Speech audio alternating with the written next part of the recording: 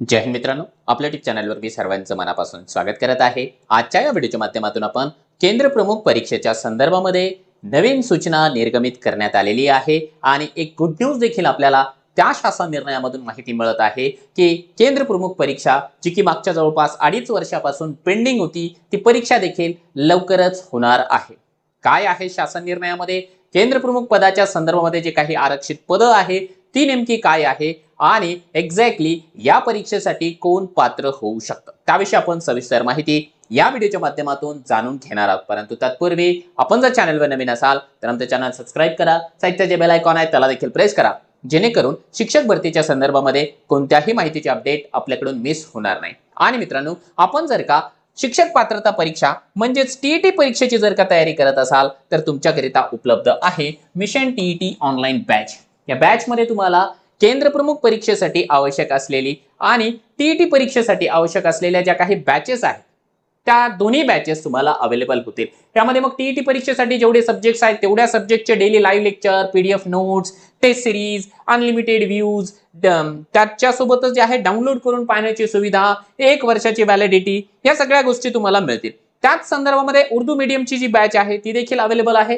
केंद्र प्रमुखामध्ये जे आहे दोन्ही गोष्टी आहेत, एक तर व्हिडिओ कोर्स देखील मिळणार, त्यामध्ये तुम्हाला टेस्ट सिरीज देखील मिळणार आहे। या दोन्ही बॅचेस अटॅच आहेत। त्याच्यासोबतच जर का आपल्याला फक्त टेस्ट सिरीज हवी असेल तर ती देखील तुम्हाला या ठिकाणी मिळणार आहे। या टेस्ट सिरीजच्या माध्यमातून जवळपास 20,000 प्रश्नांचा सराव केला जाऊ शकतो, जो की ऍक्च्युअल मध्ये जे आहे आयबीपीएस ही परीक्षा घेणार आहे। आयबीपीएस चा जो काही प्रश्न संग्रह आहे तो तुम्हाला सहजपणाने मिळून जाणार आहे। त्याकरिता तुम्हाला काय करावं लागेल, याकरिता एकच काम करायचं आहे की प्ले स्टोअरला जायचं आणि मास्टर टीचर नावाचं जे काही ऍप्लिकेशन आहे ते डाउनलोड करून घ्यायचं आहे। हे ऍप तुम्ही फ्री मध्ये डाउनलोड करून घेऊ शकता। आता जाऊया आपण आपल्या मूळ मुद्द्याकडे, ज्या मुद्द्याकरिता आपण या ठिकाणी जे आहे या व्हिडिओची निर्मिती करतो आहोत। बघा, हा एक शालेय शिक्षण आणि क्रीडा विभागाच्या वतीने निर्गमित करण्यात आलेला एक शासन निर्णय आहे। हा शासन निर्णय 29 ऑगस्ट 2025 म्हणजे कालच्या तारखेला पब्लिश करण्यात आलेला आहे। आता या शासन निर्णयामध्ये जर का आपण विषय या ठिकाणी मित्रांनो बघितला तर विषय आहे समूह साधन केंद्र समन्वयक, ज्याला की म्हणजे आतापर्यंत ज्याला आपण केंद्र प्रमुख म्हणत होतो त्या केंद्र प्रमुखाला नवीन नाव देण्यात आलेलं आहे समूह साधन केंद्र समन्वयक। त्या संदर्भामध्ये पदभरतीच्या मार्गदर्शक सूचना, आता या मार्गदर्शक सूचनांमध्ये बऱ्याच गोष्टी या ठिकाणी नमूद करण्यात आलेल्या आहेत। आता हे रेफरन्सेस वगैरे आहे, या रेफरन्सेसच्या गोष्टी मी तुम्हाला या ठिकाणी सांगणार नाही। आता यामध्ये एक जर याची पण प्रस्तावना बघितली तर प्रस्तावनेमध्ये सांगितलेलं आहे, एक लाईन जी की हायलाइटेड करण्यासारखी आहे की राज्यातील जिल्हा परिषदांमध्ये मिळून एकूण या संवर्गातील 4,860 पदे मंजूर आहेत। या संवर्गातील रिक्त असलेली पदे भरण्यासाठी मार्गदर्शनात्मक सूचना निर्गमित करण्याबाबतचा जो प्रस्ताव आहे शासनाच्या विचाराधीन होता आणि त्यामुळे जे आहे या ठिकाणी हा शासन निर्णय निर्गमित करण्यात आलेला आहे। पहिली आणि महत्त्वाची गोष्ट म्हणजे जेवढी पदं आहेत, एकूण जेवढी केंद्र प्रमुखाची पदं आहेत त्या पदापैकी 50% पदे पदोन्नतीने म्हणजे प्रमोशनने भरली जाणार आहे आणि जी उरलेली जी 50% पदे आहे विभागीय स्पर्धा परीक्षेद्वारे जे आहे भरली जाणार आहे। म्हणजे 50-50% जो काही रेशो आहे, क्रायटेरिया आहे तो ठरवून देण्यात आलेला आहे। हा काही नवीन नियम नाहीये, ऑलरेडी हा नियम होताच।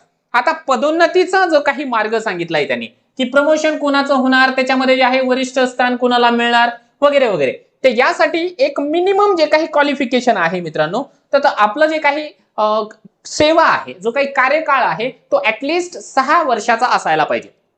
6 वर्षाचा जर का आपल्याकडे कार्यकाळ झालेला असेल त्यामध्ये 3 वर्ष शिक्षण सेवक हा देखील कन्सिडर होतो, 3 वर्षाचं शिक्षण सेवक आणि 3 वर्षाचं सहशिक्षक या पदावरचं जर का आपण 6 वर्षाचा कार्यकाळ पूर्ण केलेला असेल तर आपण या ठिकाणी प्रमोशनसाठी देखील पात्र असणार आहात आणि जे काही विभागीय स्पर्धा परीक्षा होणार आहे त्यासाठी देखील आपण पात्र असणार आहात। आता हा काय क्रायटेरिया मी तुम्हाला फार डिटेल्स मध्ये सांगणार नाहीये। आणि विशेष म्हणजे हा जो ब नंबरचा मुद्दा आहे की मर्यादित विभागीय स्पर्धा परीक्षा।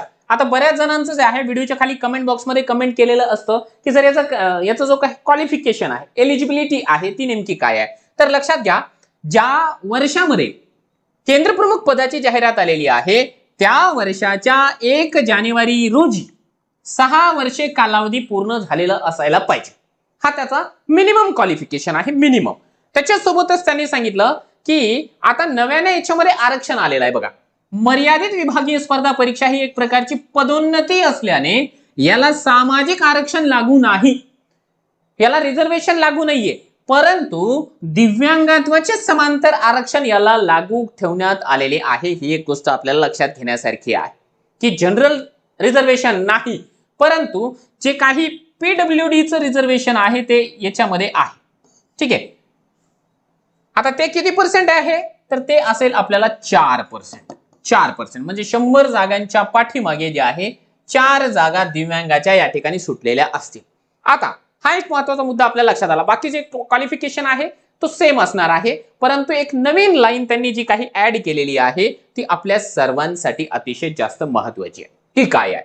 सर्व जिल्हा परिषदांनी त्यांच्या आस्थापनेतील मर्यादित विभागीय स्पर्धा परीक्षेच्या कोट्यामधील रिक्त पदांची संख्या दिव्यांग आरक्षणाच्या तपशिलासह शिक्षण संचालक जे की प्राथमिक आहे यांना शासन निर्णयाच्या दिनांकापासून 8 दिवसांमध्ये कळवावी.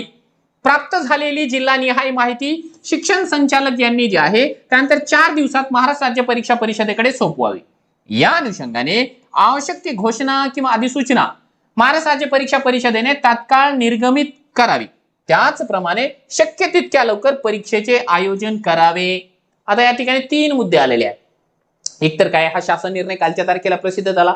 कालच्या तारखेपासून 8 दिवसांमध्ये जे आहे प्रत्येक जिल्हा परिषदेने संचालकांना रिक्त पदांचा अहवाल द्यायचा.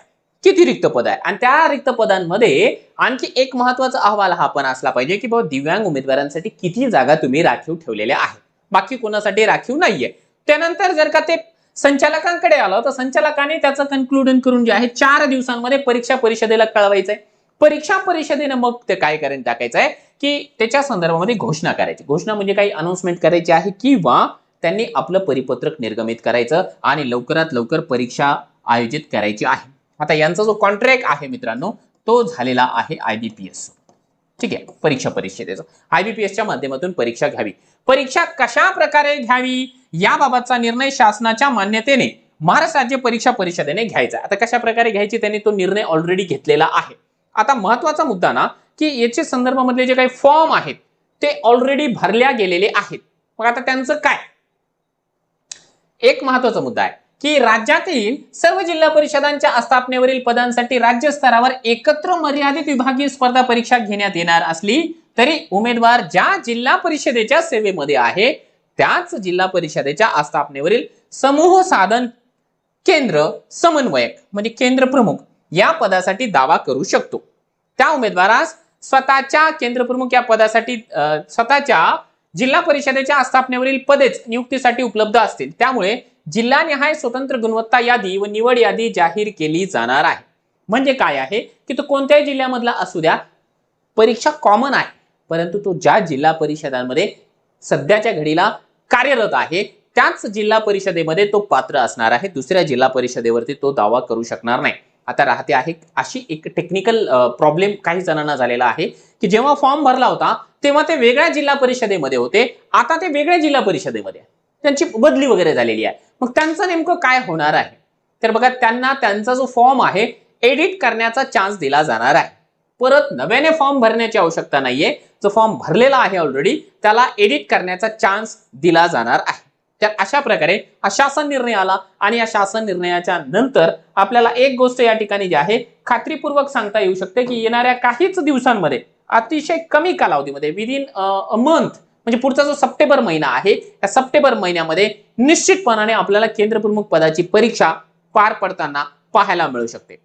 हा GR आपण आपल्या टेलिग्रामच्या चॅनलला दिलेला आहे. टेलिग्राम चॅनलची लिंक या व्हिडिओच्या डिस्क्रिप्शन बॉक्समध्ये देण्यात आलेली आहे. आणि विशेष म्हणजे या संदर्भामध्ये जर का तुमच्या मनामध्ये काही शंका असेल, तुमचे काही डाऊट्स असेल तर या व्हिडिओच्या खाली कमेंट बॉक्समध्ये कमेंट करा. आम्ही आमच्या परीने त्याला उत्तर देण्यासाठी निश्चितपणाने प्रयत्न करू.